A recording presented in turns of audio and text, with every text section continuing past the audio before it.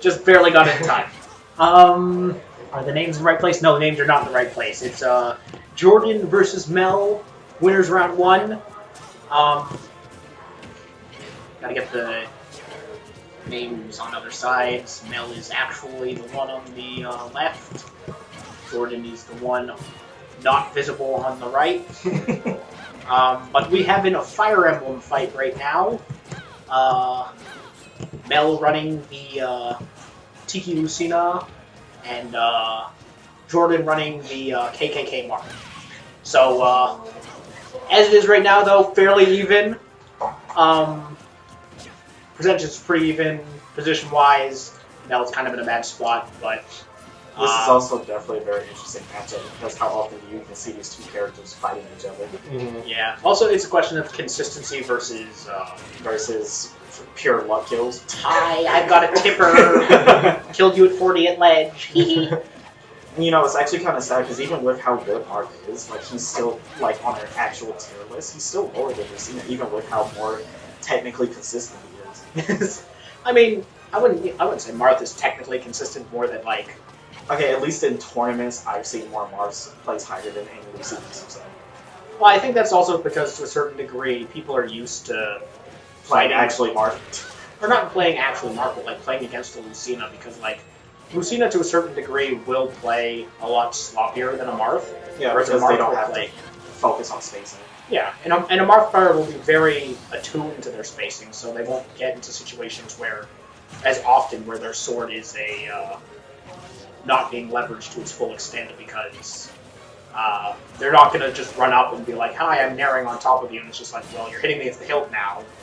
Oh no, that's an unfortunate death for Jordan. Yeah, looks like he lost his jump when he walked a fledge, and then jumped, but then got hit with the up B, and I think he still thought he had his jump. Maybe so. Yeah, it happens to me all the time. I hate it when that happens. That's a great counter right there from Mel. Not often did you actually see counters, especially from these two characters. I see it a lot more from Lucina's than I do from Marth's, because I think to a certain degree, like, it's a question of, like, piloting the character. For Lucina, you have more of an incentive to toss out the counter, whereas for Marth, you have less of an incentive because you're relying more on spacing than relying on... Kind of like that right there with that nice showbreaker from Jordan. That was very well spaced. And he angled that one upward too. He was aiming right for the head. He was not playing any games right there. Got the Jordan was a tipper. little slow on that up throw combo right there. It could also be that he's in a position of rage right now where it's not... Because like as you get more and more rage with Lucina and Marth, the window to get the up throw combo gets smaller and smaller. It gets very smaller. It's often easier. Plus, also, it was pretty low percent. I think it would have been better if he did a down throw into back air combo, because at that percent, even with some rage, it's more consistent. That was sus DI. But game 1 goes to Mel then. Taking that first game with the dancing blade there. But there was definitely, by no stretch of the imagination, a blowout. Like, Jordan just needs to stay composed, go into the second round, and realize that, like, he can still very well win this, because he SD'd on his second stock, so he really functionally did a 3v2, so... Just getting a little bit of a... So, those bands were Final Destination on my lab, which is what led us to Yoshi's Story. Okay. Great stage for both of these characters, but definitely more so for Lucina because she has much earlier kill power than a Marth does. So let's see how this goes for Jordan. There is some degree though of sharking with the up tilt as Marth is going to be a lot easier to hit the tipper on these platforms. That is true, and with the low ceiling, it'll definitely grant him a lot of easy kills. Mm-hmm. Like I think to a certain degree, like. Jordan probably made the right pick here. Like, Lucina does like triplats. Any sword character, Fire Emblem sword character tends to like triplats.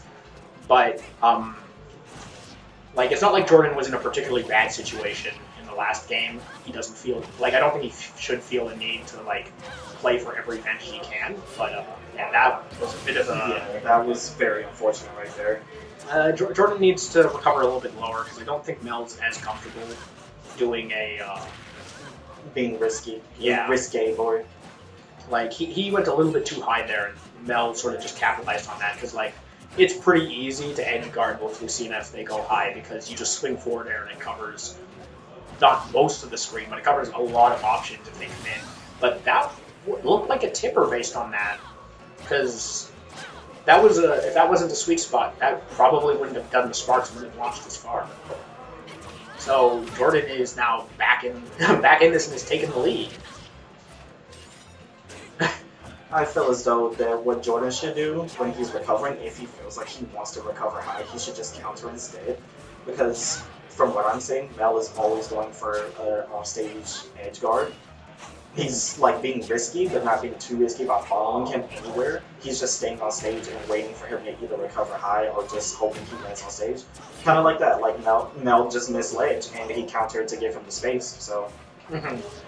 And this is something I think both players need to work on, where if they don't need to use jump to recover, they really shouldn't be using it as either of these characters because... Yeah, if you don't have your jump as either of these characters, they usually use that.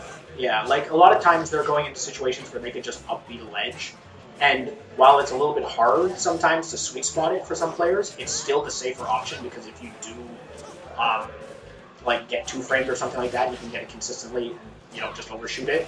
At the very least, by doing it that way, you still save your jump because you will just that kind of like that right there. Yeah, Mel was expecting him to hit him with the counter, and he did it too soon. Yeah, I think Jordan is getting wise to how Mel is doing this. Losing Falcon, but once again, Jordan lost the stock. I think he's getting scared as he gets close to the ledge. He's not willing to fade back to give himself a little bit of distance and then recover low. I think he needs to get a bit more... Oh, the one time he tried to sit there and counter. Yeah. I mean, at least he was able to get back to stage. At least this is not melee, where if he would, where that LB would have ended in 2-0 for Mel. Yeah. Thank goodness for the fact that it now snaps you even if you're facing the wrong direction. Ooh, that would have been such a deadly counter right there if he actually would have hit him. Yeah, but like at the same time, that was really well spaced. Where if the counter didn't come out, that would have been dead. That would have been tipper forward smash at edge at 100%. That's a dead Lucina if that did.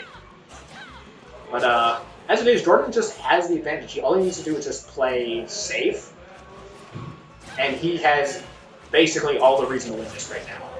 Yeah, Mel is kind of like fishing. It kind of keeps like going for the same things, and Jordan knows that he's going to keep going for the exact same things, like counter off stage, and that's what's allowing Jordan to keep this advantage right now. Because Mel is constantly going for dancing blades, he's like fishing for the kills and whatnot, and it's just not working for him. Yep. And Jordan punishes that falling fair with a up tilt. And looks of it, based on that percent, probably caught the sweet spot on it. And we're gonna get their stage bands.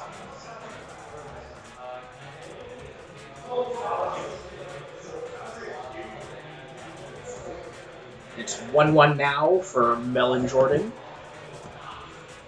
This is gonna be final game of the set. Alrighty, the bands this time were Kalos and Town and City from Jordan, which is what led us to Battlefield, which is Mel's pick, which is a great stage once again for Lucina mains because just any sort of character main in general, because tri-class are just an absolutely lovely thing because it allows them to extend their combos so well. Mm-hmm.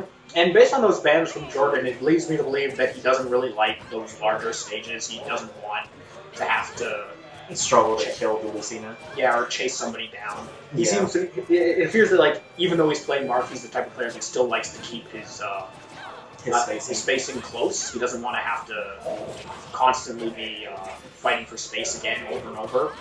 Yeah. And it sort of shows in the way he plays because while he's spacing himself very well, he's typically always fading back from most of his aerials. He still also doesn't like really fall back. He always keeps just close enough that like when Mel throws something out that's particularly punishable, he's always in range to at least attempt to punish him. Yeah, Jordan is actually really doing well with his spacing. And I actually kind of like respect that because you don't really see many Marth mains, and he's doing a great job with his spacing. Because even nowadays, when I do see a couple Marth mains, they actually don't even really care too much for the spacing because, if you get someone off stage and they don't have the best recovery, it doesn't matter. Marth can easily still drag someone off stage, just like as if he was melee Marth. Mm-hmm. Not as easy. Yeah, not as easy. Let's be honest. Not melee easy, but still easy. Let's be honest. Melee Marth has a tipper that's basically the size of his sword, and a grab that puts 10 grabs to shame. Wow, that was such nice spacing from Mel there. Yeah, good he was punished on that. I can't believe he actually got the spacing from that shield breaker. It honestly looked like that had hit him. Yeah, I think it's mainly a question of that was sort of a game of chicken. Whoever released first would have been the one hit, because both of them would extend their hurt box when they released. So since Jordan just released the shield breaker first, he stuck his arm out really far, and that got clipped by the forward smash since Mel released it later. Yeah. And that's how it is for a lot of this matchup, where yeah, they're carrying swords, and yeah, they can play the spacing game all they want, but what you're going to get punished with is often when you whiff one of those really large sweeping attacks, like forward tilts or forward smashes or your shield breakers or even dancing blades, because it's the downside with some of these sword characters where they'll just put their limbs out really far. It's yes, it does extend how far their hurt boxes go, but if you whiff, it makes you significantly easier to punish. Yes, it does. And that's one of the biggest issues with the sword characters in this game, which is why so many people don't really play them anymore, because they have so many flaws now compared to their many advantages from Smash 4 and Melee. Smash 4, Marth and Lucina were honestly kind of ridiculous. Back in my Smash 4 days, I really hated playing Lucina because just why can't you just play Marth? I don't want to deal with this. Now he lost his jump there. He used his jump in that situation way too early, and when he uses up B and he didn't snap, he just got hit with that forward air. There's no coming back from that. Yeah. And that's going back to they're not comfortable doing their... And that right there should even have been a Dancing Blade. That was such an easy punch, but I don't think Mel was ready for it. I don't think he was expecting him to not snap the ledge right there. He could have definitely still punished with the Dancing Blade. He just was pressing it too quickly. And I think Jordan is once again falling for these down Bs a bit too frequently. Yeah. Because there was a few times where Mel didn't throw it out, and as such, Jordan got the punish. Just so many kill opportunities for Mel, but he's just missing out on them. Yeah. I think to a certain degree, it's that as they get more comfortable with each other, they start playing a little bit more loosely, and that causes them to then fall for the same mistakes that they were previously falling for. Yeah, because the very first game, Mel was playing very cleanly. That was a very clean first game for him. Oh, got the parry there, and it's just still too much early jumping. Yeah. And Jordan once again, every time it happens, he gets wise to it and just does not get hit by the down B once it gets happened again. So yeah, he remembers, he just doesn't remember all the time. But good showing from Jordan. That was a great comeback. First game was definitely a little iffy, but he did a great comeback, so it's always the important part. Yeah, it's good to see that he kept his head in the game. Didn't let that SD fluster him. There's a lot of people that will lose that first game and then just play worse in their second because they're just feeling awful. Yeah. Alright, we will be heading on to the next stream game. Alright, looks like I'm on stream, on recording next, so I will see you guys.